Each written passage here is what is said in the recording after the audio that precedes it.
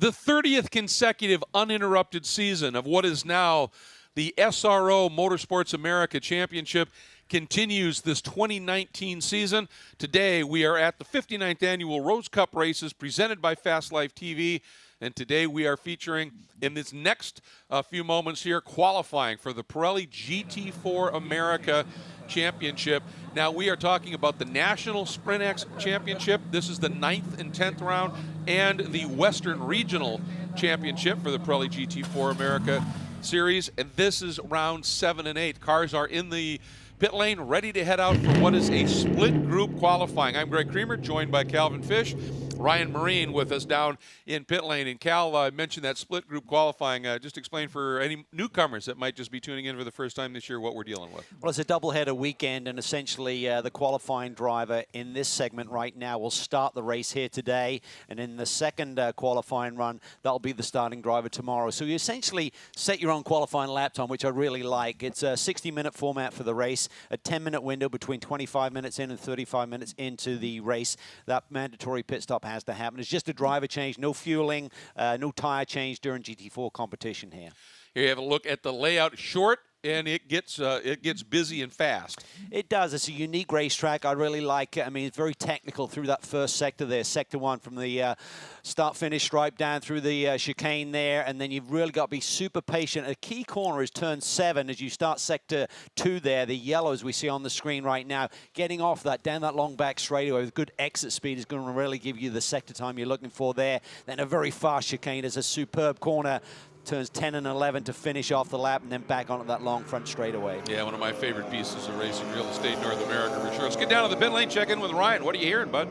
Hey, Greg, thanks so much. It's been an interesting weekend so far, watching the top of the time charts through a couple of practice sessions yesterday. The Murillo racing car, to me at least, has really stood out. Kenny Murillo and Christian Shimshak surprised us a little bit by showing up on the entry list for Sonoma. They said that if we have a good weekend there, they might be on future entry lists, and we've seen that here in Portland so far. And despite some concerns that their Mercedes-AMG GT4 won't be up to pace here on this particular circuit, we've had no such circumstances here so far. The Mercedes has been fast. Kenny in particular was fastest in practice 1, ended up second fastest in the second practice as well. So that bright orange Mercedes might be one to keep an eye on as we go throughout this qualifying session, guys. Yeah, you bring up a good point. Kenny had mentioned too, he said, I'm not sure this is going to be the best car for this place, but it certainly seems to work. We haven't seen it really look bad at any venue, but BMW looks pretty stout here in the practice sessions. They were 3 of them in the top 4 in the first practice session, which is similar conditions to what we're seeing now. Yeah, Chris Wilson led the charge in the second practice yesterday, so there's a lot of pace in the BMW. Certainly the Merc looks good as well. I spoke to Jason Hart this morning at breakfast, and he said, we really are maximizing the speed in our Porsche Cayman. He said, I don't see, looking at our data, how we can match the times of the BMW and the Mercedes-AMG. So we'll have to wait and see. A lot to shake out here. Some of the teams yesterday did not elect to run new tires, so that's a factor in terms of the ultimate pace and what you have on tap here today. So this will be the first true indicator, Greg, as to who has the pace here this weekend. Fresh Pirelli P0s on the race cars. Each driver gets their own set to work with. And I think the other thing that might be helping the BMWs is our visit last year, the return for the first time since, I think, 05. Wickedly hot, and they have heating issues with those turbo engines anyway. Much cooler. Beautiful 68 degrees here right now. That's got to be playing into their form as well. As we watch one of the ST Racing entries, they have been very quick. The number 28 of John Miller and Harry Gottsacker looking really, really stout in those 2 practice sessions. And this was, in a way, a breakout weekend for young Harry Gottsacker last year when he was driving that Sin. In the battle he got in with Ian James and teamed up with John Miller. I think they are a serious duo to contend with here. Yeah, absolutely, and they could actually clinch the West Championship here this weekend. There's only 4 rounds to go, 2 here this weekend, and then the finale at Vegas. So if they have a strong weekend, they have a 35-point lead, and if they leave this weekend with a 50-point spread, that would be enough to clinch the title. But you said it, Harry Gottsacker, what a breakout weekend last year with a win and a second place, running against a much more experienced Ian James. It was a great battle, but it's been an adjustment for Harry to get used to this platform of the BMW, very different to the Sin, but talking to his teammate yesterday, said Harry is really on pace now. We're both running very similar lap times, and that just you want a combination. You want both drivers to have equal pace, essentially. Watching Matt Travis in the NOLA Sport entry, which had a tremendous start to the season, and by their standards sort of have hit a little bit of a slump, which means, you know, seconds and thirds. This is that key turn 7 you're talking about. The exit there, hugely important to get a run onto this backstretch. Travis currently sits second, but has the fastest first sector now, Cal. He can string this one together, might be able to move up the order. Yeah, we're not seeing the lap times that we saw yesterday in the 17 range. Right now, fastest lap time is Shimshak at a 1:19.8, so we expect to see these times tumble. Probably about lap 3 or 4, you should start to get the peak of this tire, and then it's all about whether you can maintain that as the fuel burn takes place. You get the car that's a little bit lighter. Do you still have the balance and the grip in the tire? Let's see what Travis puts up on the board this time. He had a 17.9, and it drops to a 18 flat, puts him up onto the provisional pole. Shimshak drops his time down to an 18 flat as well. Look at the margin, Cal. 4 1/1000ths of a second. Travis to Shimshak, Porsche to Mercedes. Miller in the BMW, another 3 1/1000ths back. Top 3 right now covered by 7 1/1000ths of a second. Yeah, it's very tight, and you can see them. They're all running together. Now they're going to hit some traffic here, so that has to be managed a little bit. Are you on a good lap? Are you going to be compromised? It's very difficult to disappear through this little sector here. First sector really from turn into turn 4 all the way to turn 7, that very critical braking point we're looking at right there is tough to get out of the way. They've widened that so much. It's, you know, I think it really is inviting to try and turn in a little early there, but you don't want to, especially on a qualifying lap. You want to get that exit, and looks like right now Travis is just letting everybody go, saying, I got a good lap and I'm going to let him run. This car up here, brand new entry to the championship, the 582. It's a great story. It's the Ramsey Racing EXR team by Prima, Mark Ramsey and Alexandre Prima, who of course is a legendary driver in the Mercedes-AMG, making their debut in this championship. Alexander's team actually debuted at Sonoma when they had a great run by Steven Vita in the TCR category that they're fielding as well. This is their first foray into this, and there you see down to the inside, move by John Miller as he's working through some traffic as well. That is another of the cars we haven't seen race anywhere near enough. We enjoy it when they do come. The Motorsports USA Maserati Gran Turismo MC GT4 of Michael McEleenan and Gerald Lowe. Right there, that red and white Maserati. Compared to the other cars in this class, Cal, that Maserati can be described as old school. It can, but it's certainly very competitive. Great to see it back in the paddock, yes. As we have a ton of manufacturers. I think we have 11 manufacturers in the GT4 field here this weekend. And even though it's compromised a little bit with that traffic, Miller has gone to the top of the heap now with a 1:17.897. That grabs the pole position. Shimshak close behind and close on the racetrack as well. Yeah, Miller very urgently wanted to work through some of the traffic. There's a number 5. That is a couple of drivers familiar to the Western Championship, Jeff Bader and Casey Dennis, but making their debut in the Audi, the R8 LMS GT4. If you remember, in that second race at Sonoma, if you were watching, unfortunately, Jeff Bader dropped and had the car get away from him at the bottom of the carousel, back into the wall. They said just didn't have quite enough time to fix it. Weren't keen on the BOP for the Ginetta coming into Portland anyway, and were able to put their hands on this Audi, and they said really looking forward to seeing how it works.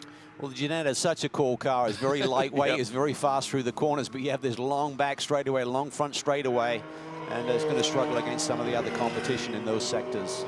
This series of corners coming up here, the 4A and 5, decreasing radius, and the drivers say when you get it right, you just sort of carry this little slide, and you've got to make sure that turn right there, turn 5, it really tightens up on the exit, as Miller just showed us. Yes. Easy to run out of room there, Greg. Yes, yes.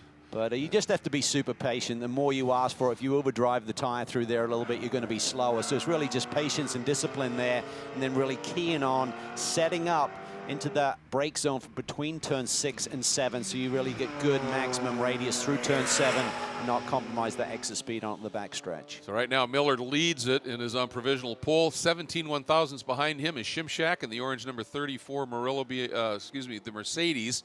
Then another 38 thousandths. Well, change that now. 24 1/1000ths back as the 16 of Wilson just jumps up into 3rd, and Kozarov in 4th. This group at the front is very, very tight. And Kozarov, he's got all the potential in the world to really steal this thing. He and Wilson certainly not done yet in the number 16 and 91, respectively. Yes, it's going to be a fascinating little battle here, for the pole position and then for the victory this afternoon. So things starting to get down to the times that we saw here yesterday. Fastest time yesterday was Chris Wilson at 1:17.74. Currently Miller at 1:17.89, so just a tenth or so off that mark. He's working that tight exit of 5, much better there.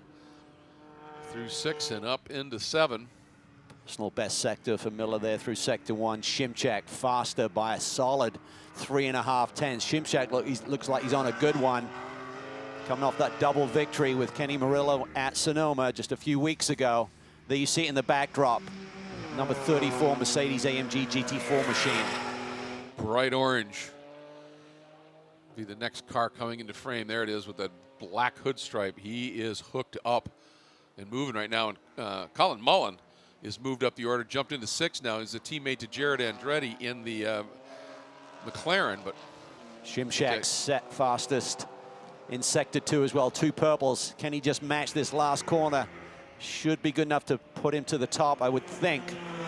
Had a 17.9 as his best, targeting a 17.85, and goes to a 17.18, Cal. Boom. That's the way to do it. Yep.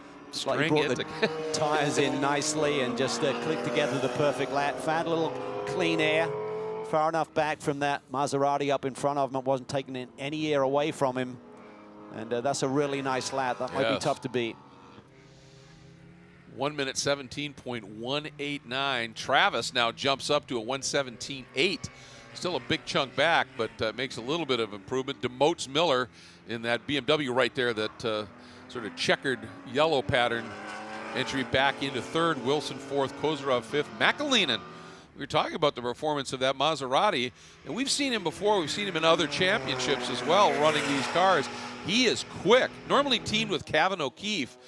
Kevin, his wife is having a baby, and they decided better to stay home. And so, so Kevin said, "But I really want you guys." Could lose your sponsor if you're not. Exactly. Really would like you guys to run the car. So he asked Gerald Lowe's, normally the team manager, who is a 3rd driver with those guys when they do long distance club racing, said, "Why don't you 2 run it?" And but McAleenan doing a nice job, jumping up into the 6th overall spot, 2nd in the Western AM Championship. There is a look at the number 15. Interesting story for this. It's another of the U.S. Racing Dynamics cars, and it is 2 young guys that started off in canyon. They said, "We did a little canyon racing," and I said, "What's that?" And they said it's basically a Szymczak ducks into the pits after that great run. And they said, "Canyon racing," and he said, "Let's say it's spirited driving on remote public roads." And I went, got it. Got it. But they've been able to put this deal together. And back in that day, Casey Dennis, who's of course very associated with the USRD team, did a little bit of himself. They met, and years later now, the number 15, these 2 drivers, Will Watana Wankari and James Lee, are making their pro debut. Will said it's a dream come true that started in 2004. To finally race in World Challenge. Yeah, now pretty SRO. cool. Yeah, I mean, there's so many different stories throughout the field with it's fantastic. drivers who have been here many years and guys on debut just trying and striving to make this breakthrough. So, well, look at Kozarov now, and that number 91 Audi has jumped up into 2nd at a 1 minute 17.5 and has trimmed that margin, which was up to over 6/10 that Szymczak had to Travis. Now is down to under 4/10. Keep an eye on Wilson here because he might be on a flyer. well, it's great to see so many different brands, top 4 different manufacturers representing Mercedes, from Audi, from Porsche, from the BMW right now. Make that 6 in the top 7 when you go down to 6th and 7th with the Maserati and the Ginetta. Another manufacturer of the, let me regroup here. We got 9 different manufacturers in the top 10. 9 different manufacturers in the top 10. How impressive is that? And I kept going down the list. It's like, oh, it's a different one. Kozarov, by the way, set that time and then had some sort of an issue over around the exit of turn 5 and was stopped for a little bit. He's continued, but if he was working on yet another faster lap, that's gone now. I think you're going to get to the point, unless someone started on super low tire pressures, the tires have probably peaked a little bit in terms of their pressures and maybe grip. availability here. So we start to get 8, 9 laps on the board, 10 laps for some of the drivers. It's tough to really get the peak out of the lap there unless you're just really trying to still get yourself dialed into the race circuit. Typically, the tire performance is going to wane a little bit this late in the session. There's another great story, another Ginetta here, the 63 Dexter Racing entry. Ryan Dexter behind the wheel, older brother Warren also behind the wheel of the car. And these guys done a lot of club racing, etc., doing Spec Miata stuff. And then they decided to go after it, do a little racing, move to the Trans Am Series last year, and Warren won the Trans Am 4 championship. Ryan had a win in Trans Am 3 in these Ginettas, and they said, we want to, you know, it's a family team, and they said, we want to step up to true pro racing here, and have made the move into the SRO America Series and showing some speed. They really are, and it's a cool little team. This is a third chassis that they actually have. It's not one that they campaigned in Trans Am competition. They're very excited to be here. So that's the cool thing about the championship. As it moves around various locations, it brings in more locally based talent. It's nice to see those additions to the rear. There is the rear racing entry that Kozarov was definitely up on the wheel on. He runs with Jeff Burton, the Burton Lumber entry, and had that moment and ducked into the pits. This is one of those unique driver pairings where both of the drivers are rated at the same, and the rule in this is the lower rated driver would qualify in this session. The higher rated driver would qualify in the next session. That'll be coming up in just a minute. That sets the grid for the second of the 2 races. These 2 guys happen to be rated the same. Jeff Burton will tell you that Vesco's quicker than I am. But because of the rating, they can sort of flip-flop things a little bit, which makes the end of these races really intriguing at times. It does. It's all about maybe getting the track position, then having the other driver hang on, which Jeff certainly has done very well in recent rounds of the championship. Put together some stellar performances, and I think his confidence is on a high right now. Talking to Vesco yesterday, he said, really have to work hard on the setup, getting the confidence for Jeff, and then he really performs. If you make a car setup-wise that's a little bit too quirky and doesn't give him the confidence on maybe entry to a corner, then he will struggle a little bit. So he said, I really have to make sure that I turn the car over to him during these practice sessions and know that, you know, the car is going to give him the confidence that he's looking for. Yeah, absolutely. Here's a look at Frank Gannett, who completes, as you can see, the checkered flag coming out in the G3 Ian Lacey Racing beautiful Mustang. Had a problem in the first practice session yesterday, snapped a half shaft in that car. Team did a great job getting it fixed. They made the second session, and he is out there running right now. Meanwhile, we talked about great lap by Christian Shimshak in the number 34 Murillo Mercedes. Ryan, they've got to be pleased. I would say so. 3/10 clear of second place, Christian Shimshak. A big smile on your face. Yeah. How good was that race car? Oh, man, it's awesome. It's been good. We rolled it off the truck yesterday, and we haven't done anything to it, so it's been really good. Saw you chatting with Kenny briefly. He's about to get in for his qualifying session. What could you tell him to get him as prepared as possible? Well, the car's a little bit different than it was yesterday. I think we put new tires on it, and it kind of it picked up some understeer, so it's a little bit different. But you can brake a little bit later, I told him, and that's pretty much it. Looking after the tires through these weekends, it's a limited allotment that you're given. That's a big part of the strategy. Had you been on sticker tires before this qualifying session? Well, maybe. Okay. Nice and mysterious. We like that. Congratulations. Good luck to you guys in the second qualifying as well. Good stuff, man. Appreciate it. Take care. Absolutely. Great job. And Cal, at the checker, look who jumped into third. Young Ryan Dexter. That is a remarkable little story there. Warren was significantly quicker yesterday, but Ryan, boy, did he put together a lap. And Ryan, 18 years old, and look at who he's out in front of here after that qualifying run. That's pretty impressive. It really is, and I'll be curious to see what his brother can now do in this second segment of qualifying here today. So Shimshak, great run. As he said, the balance changed a little bit. When you're running old rubber, that's one of the, you don't want to burn down your sets of rubber and have nothing left for the race part of the weekend, but also when you're running old tires, the balance will change. Essentially, when they put the new tires on, it was given much more rear grip versus yesterday compared to the improvement on the front. So balance wasn't exactly where they wanted it, but overall the grip is there and the lap time comes down.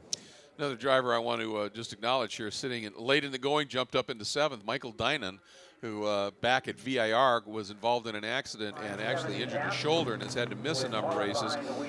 This is the first time he has been behind the wheel of a car since was the practice session yesterday, and promptly qualified top 7 overall and 3rd in the National Pro-Am category.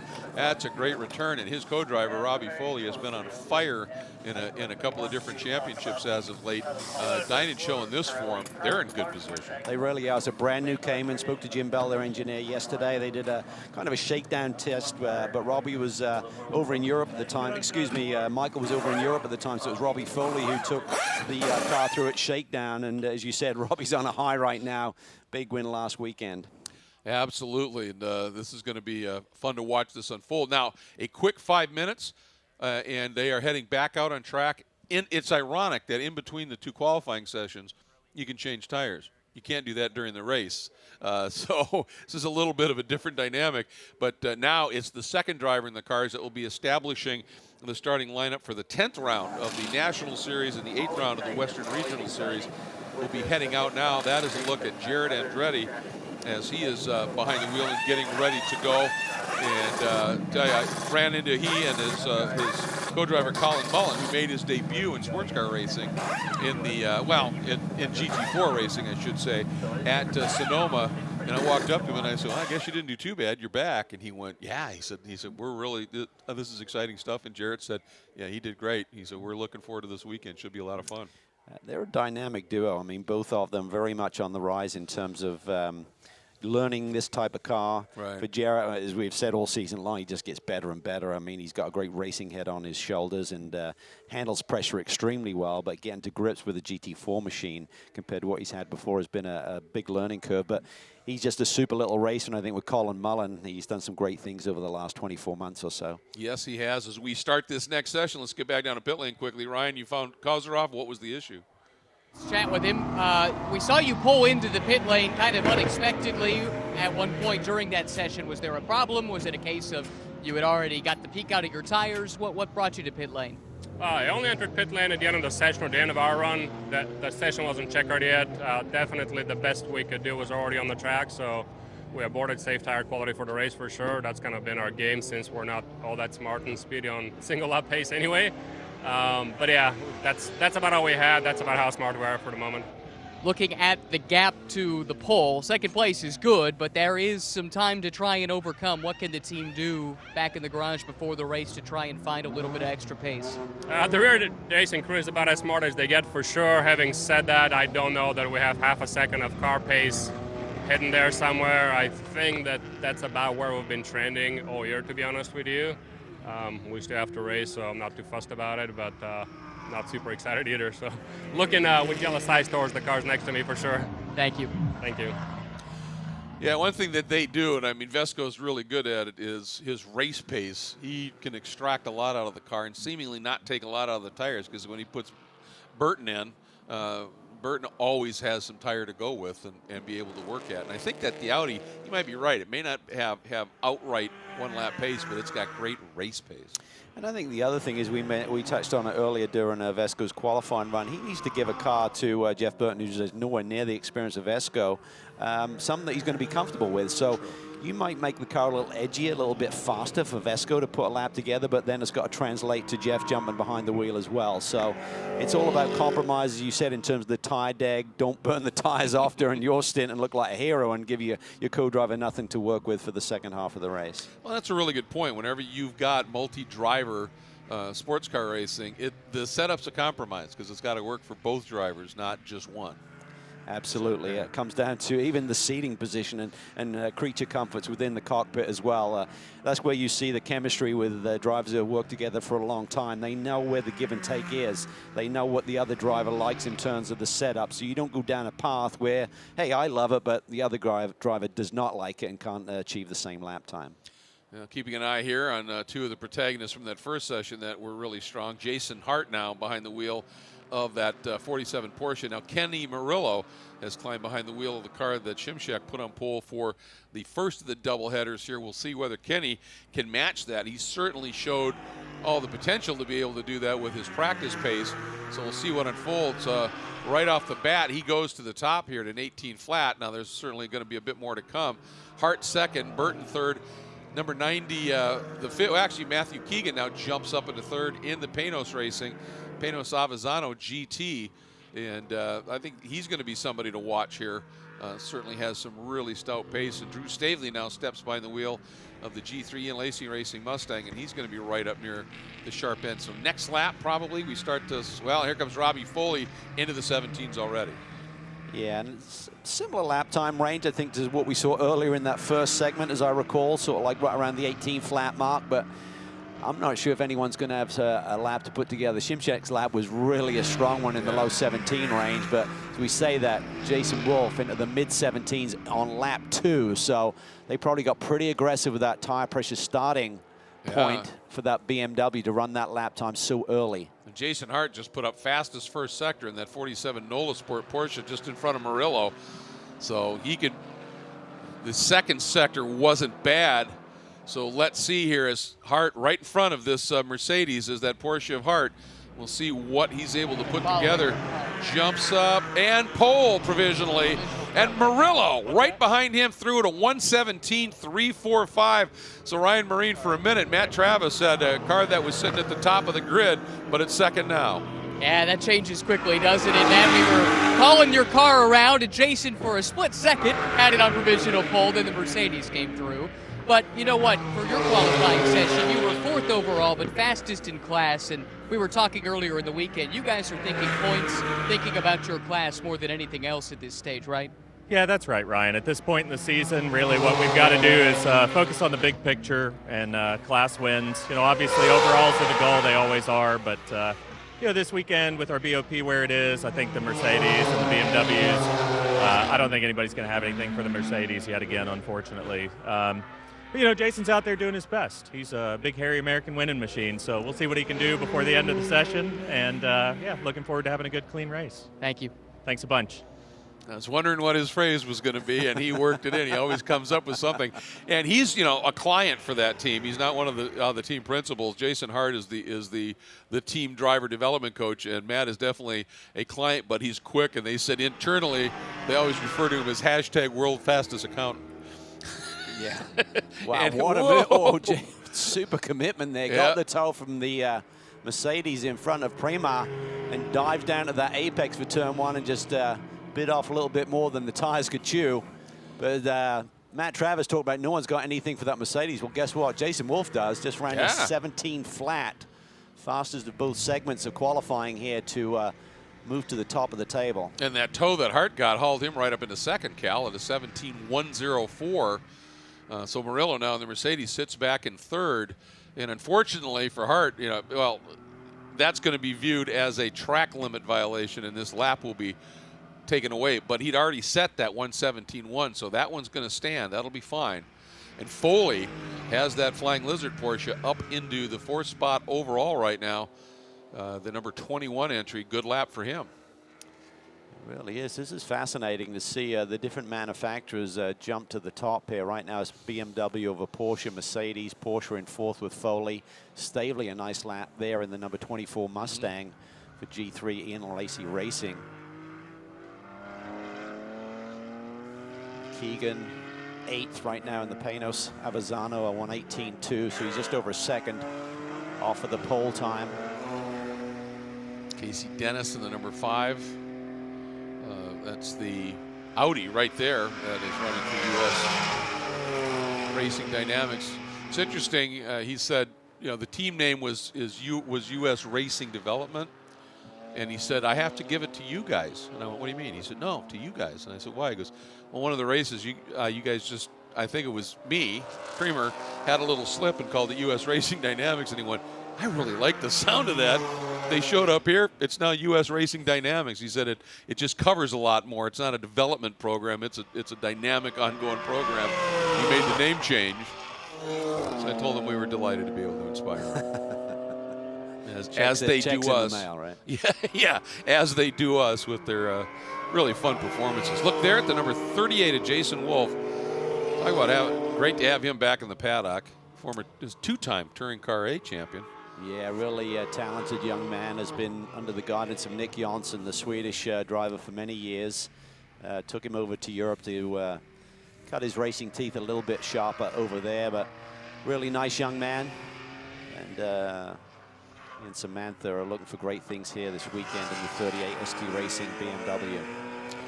Look there at John Allen in that Autotechnic BMW right behind these two cars. There's a look at Jason.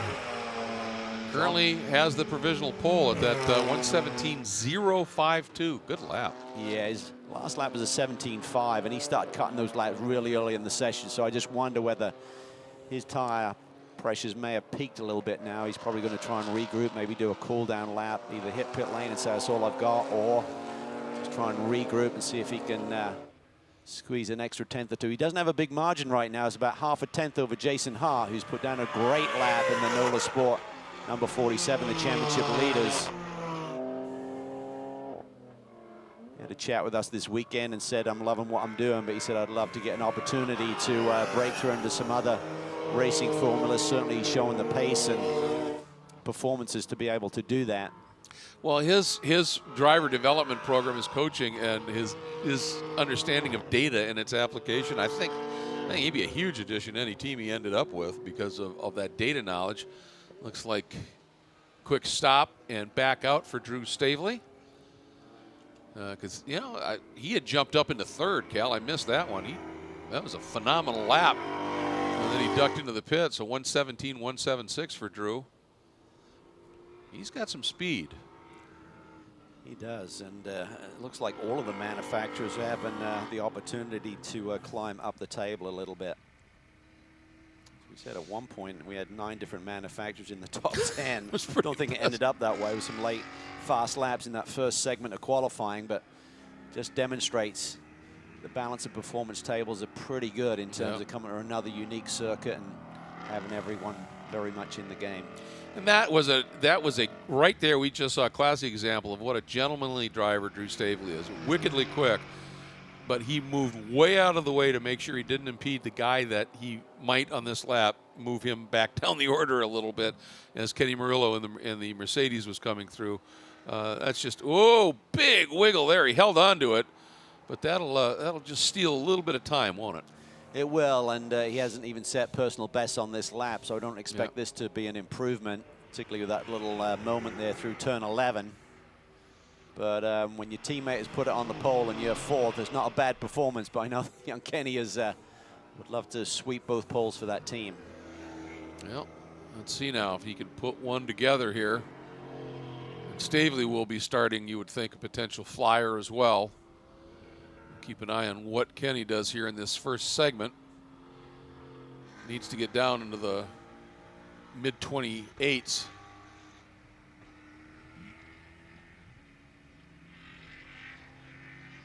Uh, 28.7. It's not bad, but not great. Think, he's going to need to be cutting at least personal best as Jason Wolf hits pit lane. Check the tire pressures. Stavely just did a personal best at a 28.7. So that's in the window. Yeah, if he can keep it going here. Definitely got some potential. He needs 700ths of a second here to grab the pole. Best second sector of all, Cal, a 26 flat. Yeah, he's on it. That number 24 Mustang of Stavely. He'll be coming onto the front straight. He's not too far behind Murillo here.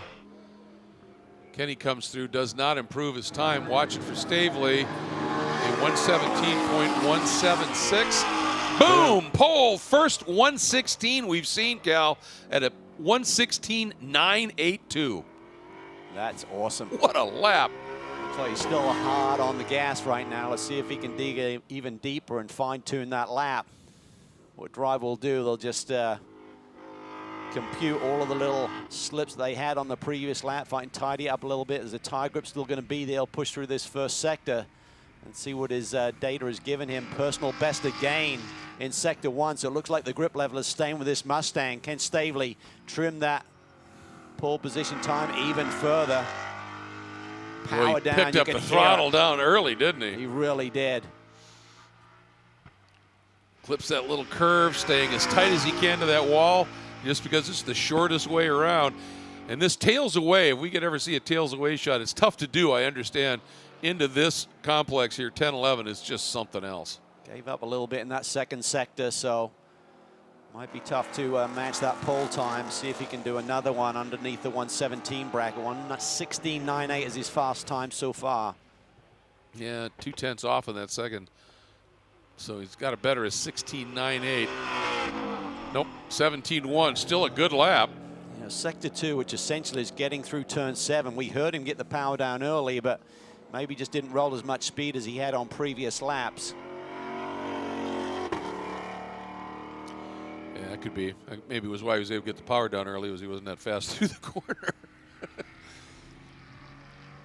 But he's got provisional pole by 71 thousandths of a second. Murillo, he's still out there trying. And drops a little tire there at 7. Wolf currently sits second in the 38 ST Racing BMW, the 47 Nola Sport Vest Energy Group Porsche of Jason Hart third. Murillo in this Murillo Racing. Yeah, Mercedes is fourth, and Gottsacker in the second of the ST Racing BMW sits fifth right now. Yeah, I think Murillo's given up on this lap. They're just not. He's not getting the lap time out of the race car any longer. Certainly eases up through turn 11. He's got one more crack at it, but I just don't see it coming unless he can pull a real rabbit out of the hat. I do want to give a shout out, 7th right now, the number 592 Mercedes from Ramsey Racing, EXR team by Prima, is Alexander Prima. Of course, was I think it was 06. I think he won the LMS championship as an LMP1 factory Audi driver, running at Le Mans. Has done DTM. Currently runs for Team Penske in the Aussie V8 series and is winning races. Yeah, no, he's a tremendous talent and a lot of experience, and certainly someone that Ramsey can learn a lot from.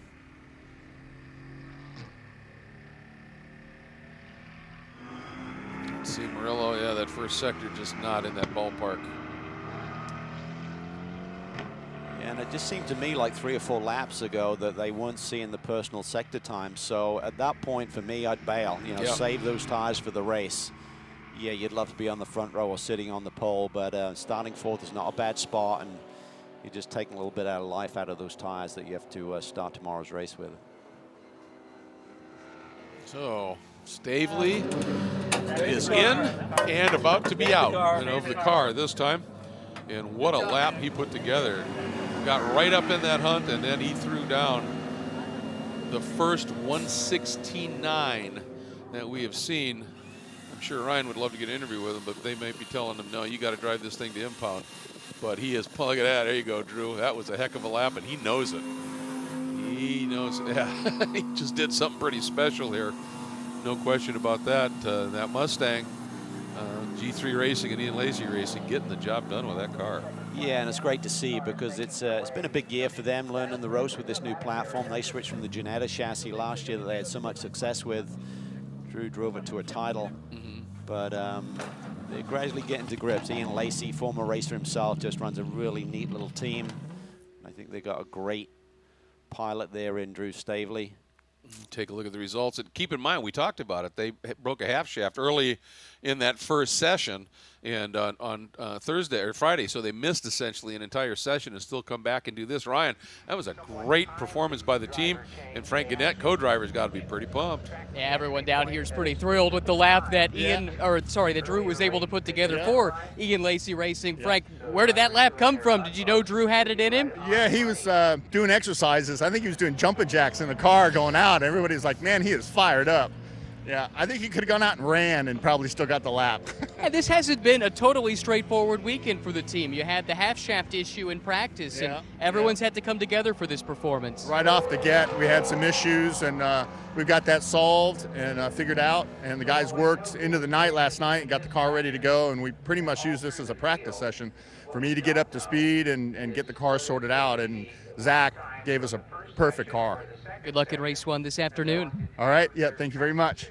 Yeah, look at that smile, man. That tells it all. It's a double-header weekend, of course, so race this afternoon and then one that will be unfolding tomorrow. Busy day here. We hope you come back and make sure you join us in just a little while. We'll be back with the TCR and TCA classes for their first race of the doubleheader weekend. Then we'll have the race for this class, the Pirelli GT4 America Sprint X, and then we'll have the TCA or the TC class racing as well. So real busy day. We hope you come back and join us for it. Right now we're going to take our leave from Portland International Raceway and the Rose Cup.